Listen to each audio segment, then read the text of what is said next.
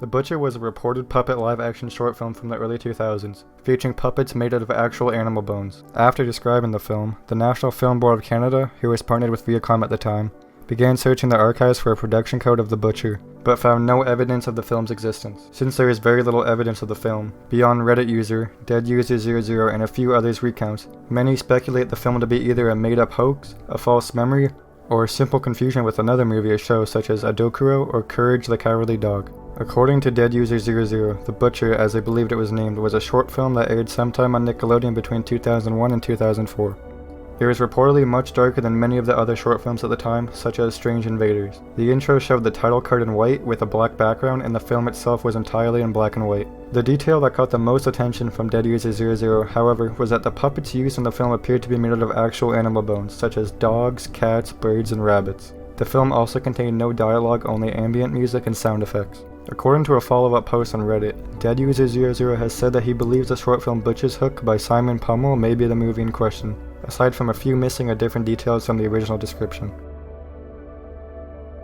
Dawn Brancheau was a SeaWorld trainer who worked with various whales at SeaWorld Orlando. The incident was documented in the 2013 film Blackfish. Dawn's death was recorded on video but hasn't resurfaced to this day. The incident stirred up some controversy concerning the safety of the trainers and killer whales. SeaWorld alone has been given the subject of over 70 incidents over the past 30 years. While Dawn was the first death at SeaWorld that has ever resulted in these whale attacks, other incidents have involved dragging trainers to the bottom of incredibly deep pools just to pull them back up and repeat and attempt at devouring them. Dawn's incident was especially noticeable, but not just because she died, but because several parts of her body were held by Tilikum as he stubbornly refused to let them go. Dawn taped almost all of her shows so that she could watch them and improve her performance. The incident was in fact caught on tape, part of it can be seen in Blackfish, but did not show anything after Tilikum grabbing her arm and getting ready to drag her. This was likely out of respect for her and her family, and or because SeaWorld forbid the footage to be shown publicly. SeaWorld fought long and hard to make the incident look like an accident instead of an attack. They even went as far to say that it was because of her ponytail that she was dragged under, despite ponytails having been worn by many other trainers without incident, and the fact that she was dragged by her arm, not her hair. Eyewitness reports, as well as the available footage, prove that Tilikum attacked Dawn because she had run out of food to reward him for his tricks, and also because he failed to perform one of the tricks to the fullest. Because of this incident, it is now required by United States law that SeaWorld trainers only interact with orcas behind a barrier.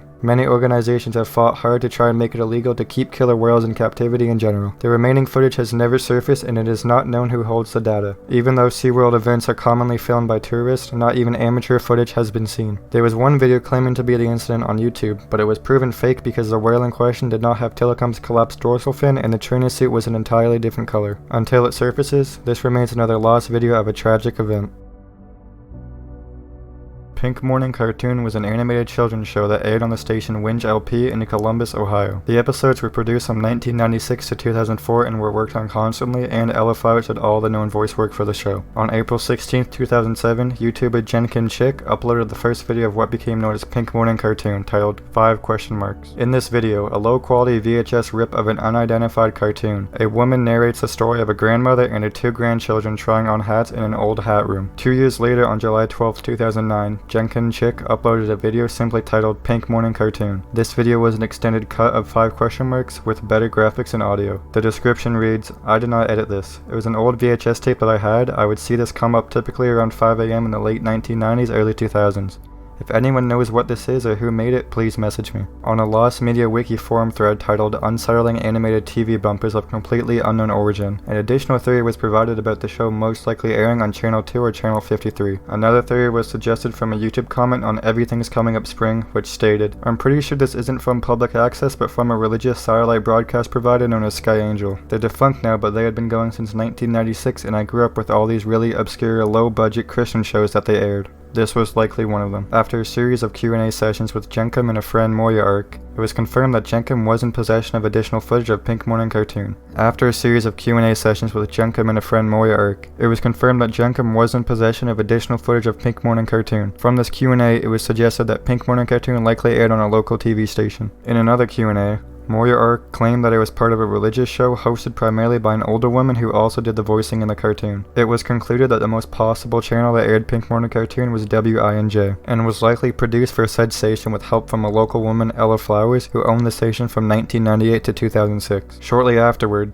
Jenkem provided the Discord server with a short clip showing the beginning of the credit sequence for Everything's Coming Up Spring, which actually seemed to confirm that Ella Flowers was connected to the production of the cartoon. After further searching, Angela Francis, one of Ella's daughters, confirmed in a series of emails that Ella was in fact responsible for the production of the clips Jenkem had uploaded. She gave the name of the series as TV8 Kids Fun Festival, or Kids Fun Festival for short. In addition, Angela confirmed that many episodes were produced for Kids Fun Festival, the tapes to which went missing sometime after Ella passed away in 2017. As a result, other than the clips uploaded by Jenkem Chick, the series has become completely lost. Soon after, Ella's granddaughter joined the Discord server and participated in a Q&A. According to her, the original tapes of the show were stolen and possibly destroyed by a cousin, though some production materials may still survive. The show was apparently popular in the local community, meaning some recordings may have been made. Other than that, only a few clips of the show have been found.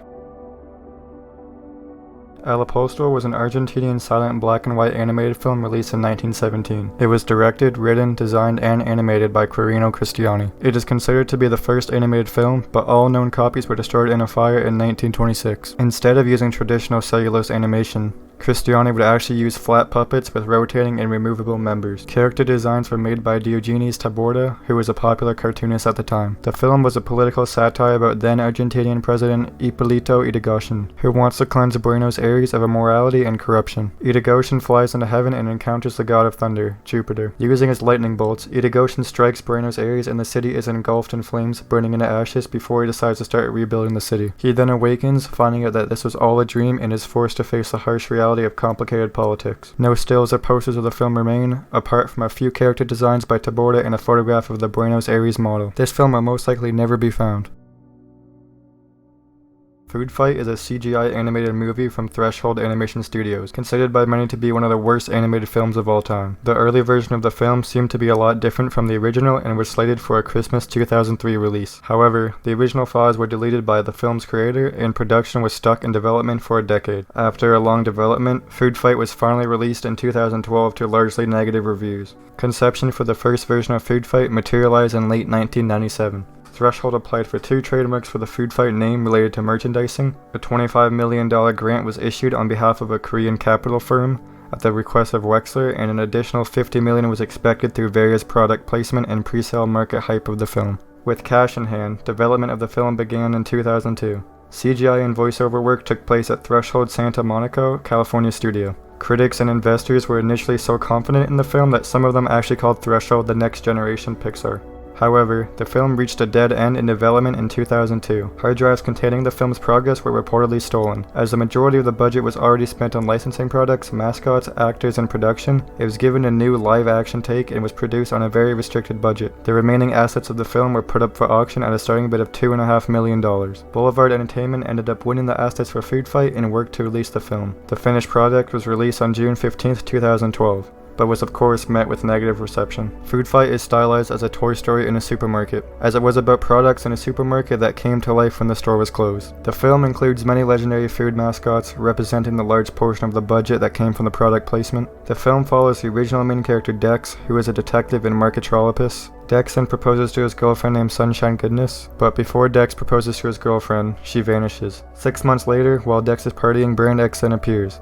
Brand X attempts to destroy Marketropolis but is stopped by Dex. The film stars actors and actresses such as Charlie Sheen and Hilary Duff, played and voiced original mascots Dex Dogtective and Sunshine Goodness. It's unknown whether Food Fight could have lived up to the hype surrounding its original production. Before the original files were deleted, it is estimated that the film was 60% complete, and it is unknown what happened to the remainder of the film. The original trailer, a few reels, and some concept art have been the only pieces of the original film that has resurfaced at the time of this recording.